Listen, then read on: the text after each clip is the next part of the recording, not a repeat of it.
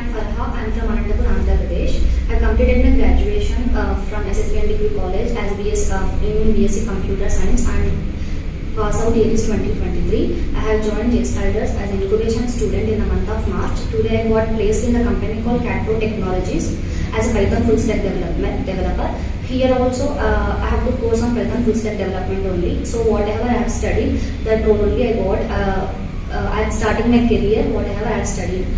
So I thank each and every faculty here, mainly Deepak sir, Salman sir, Shiraj sir and Navya ma'am, and also HRs, mainly Hari sir, for believing me, supporting me and adding to this requirement.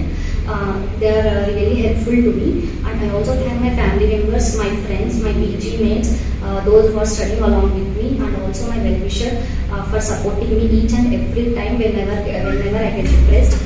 I thank QJ and Pyspiders for giving me this placement, for believing me and adding me to this requirement.